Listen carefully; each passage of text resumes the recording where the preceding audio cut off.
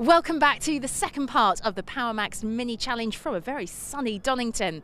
Now, before we see the Coopers in action, let's have a chat to a returning driver to that class, Ricky Page. Ricky, nice to see you without crutches. Yes, it's a good start to the season. My motto over the winter is no racket sports and let's finish some races. But yeah, it's going to plan so far.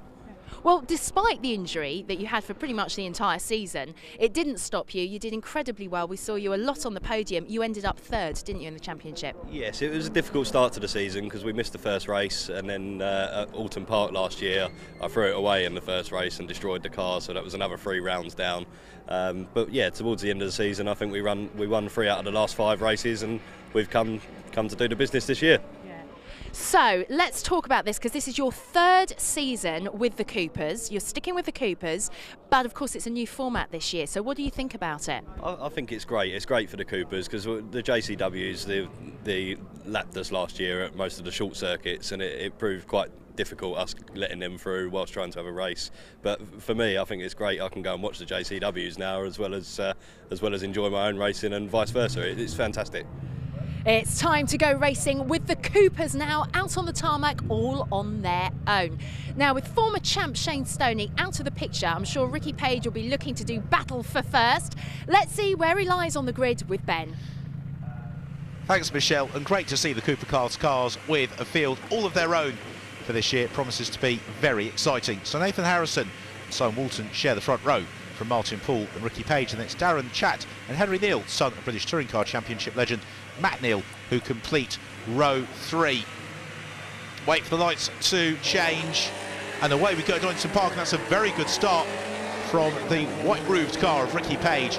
He launches off the line, but he's boxed in by the front row as Nathan Harrison is, who's got the inside line in the red car from Simon Wilton in the silver machine. They turn through Redgate Corner, try to get several minis into the space that's only big enough for one in the midfield, and then head through Hollywood on to the Crane. The curves next along, running out a little bit wide there, Simon Walton. That allows Nathan Harrison to draw alongside him, door handle to door handle, into the old hairpin, getting his elbows out just a little bit there. Nathan Harrison, Ricky Page in 3rd, just clear of Martin Poole and Henry Neal, as they then climb out of Schwantz Curve onto McLean's and Coppice, climbing all the while up to really the plateau at the summit of the circuit that brings them along back to the pits at the end of the lap. There is Adam Davey, still staying in touch with the rest of the field. It's Martin Poole, the black car, in pursuit of Ricky Page. They're all sprinting through onto the back straight. This is where the slipstream is all important, getting in the tow of the cars in front. Here's Nathan Harrison, who leads from Page, and then Martin Poole, and Henry Neal moves up into 4th, just clear of Simon Walton. But what we have seen time and time again in Cooper class racing in the Power Max Mini Challenge is that the order at the start of any given lap is almost certainly likely to change by the next corner, and that's what we're seeing here as Ricky Page looks to the outside. Nathan Harrison. Harrison desperately late on the brakes, the car moving underneath him, but Harrison maintains position as then they all run wide further behind through Redgate. That's what we want to see. A little bit of action, and then downhill into the Crane, the curves, and Harrison and Martin Poole. Poole a little bit hung out to dry, possibly. He's got the inside line for the old hairpin. He kept his foot in and indeed maintains that 2nd position, runs wide, bounces across the grass, kicks up the dust cloud. That doesn't deter him one iota. And then Coppice and McLean's next along. There is Nathan Harrison, pursuit of Martin Poole. And Harrison carrying the yellow stick with the black cross, which means he's a novice driver. He's competed in fewer than a handful of car races, and he's right there mixing at the very front of the Cooper class in the Power Max Mini Challenge. So along the back straight they come. Henry Neal, another relative novice who is in the thick of the action, doggedly holding on to 5th position. Through the chicane they come. The car's bouncing on the suspension, and these Cooper class cars are much closer to the road going minis than the cars we see in the F56s and JCW class cars.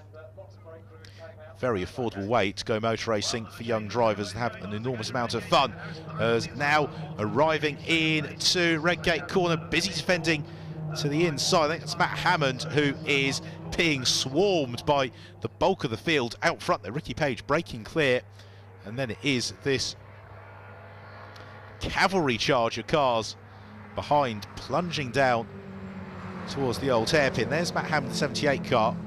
He is just behind Mark Wakefield in number 18, and so Henry Neal has been shuffled down the order just a little bit. No such concerns for Ricky Page. He leads well clear of Nathan Harrison and Martin Poole, but Poole out on the grass, keeps his footing, gets a bit sideways. Oh, and around he goes, and Martin Poole spins away his chances at the head of the field.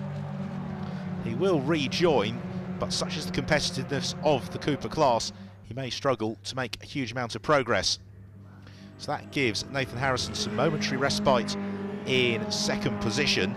Not a huge amount of respite. Here's another look then at Martin Poole going off into the deep end as he just gets his wheels on the curb, then the grass, then tries to overcorrect it.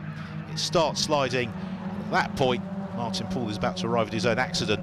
Fortunately, he gets the car stopped in time and makes a very quick recovery. Meanwhile, Henry Neal, shades of his father there, getting very, very robust, doing battle with Darren Chatt as Neal rejoins, kicks up the dust. And this is really what the Cooper class is all about for these younger drivers, is really learning their way. And they're certainly not short of commitment, are they? As that was a very brave move from Adrian Norman,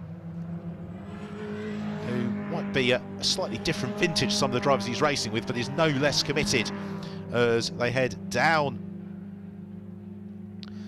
straight on to the brakes. It's Henry Neal to the head of this train of cars.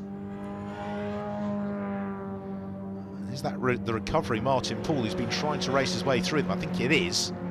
So they then head onwards into another lap. So Poole, having had his spin, is upwardly on the move. Out front though, it's still Ricky Page who leads, but Neal looks to the inside Martin Poole as they go elbow to elbow through Redgate corner, down into the Craner curve, side by side they go.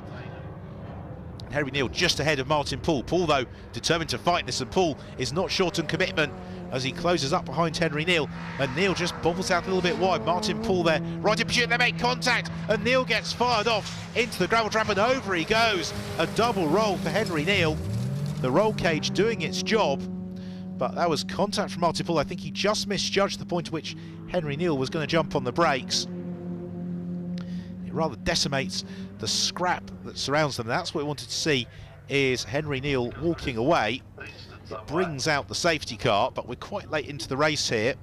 Whether or not they'll have time for recovery remains to be seen. Now here is another Henry Neal on the brakes, and there's the contact. At this point, Henry Neal emulates another British Touring Car Championship racer, Keith O'Dore, and the Toka shootout from 1992. As it is, Henry Neal doesn't quite clear the barriers, but nonetheless comes to rest on his roof. And unfortunately, the recovery work means that the red flag is out. The race is at a premature conclusion, but it gives Ricky Page the win from Nathan Harrison and Simon Walton. So they head down to the podium, where we will have the draw for the reversal of the grid for the final race of the weekend. In the meantime though, let's have a look at the results, with Ricky Page winning it from Harrison and Walton. Mark Wakefield a strong fourth, ahead of Darren Chatt, Matt Hammond, Max Lever and Adrian Norman. So a big round of applause for Ricky Page as he heads to the top step of the Donington Park podium. Now what will the reversal be for the final race? The top 4 cars reversed for race 3. Ricky, you stormed your way through from 4th, didn't you? Yes, that was kind of the plan yesterday, but it didn't go our way yesterday with mechanical failure. But yeah, we had a great race then. We got our pace back, and these guys don't make it easy. But once I got through, I got a little bit of a gap left them fighting, and yeah, managed to maintain it. So very happy. Yeah, I'm over the moon because it's our rookie season and into the mini challenge. Yesterday was a cracking day. We had a win in a second today. Hopefully we can go one better in the 3rd race. Yeah, I'm really pleased. You know, I'm one of the oldest guys out there, and to bring home a trophy at the end of the day is fantastic, and be on the heels of the younger ones.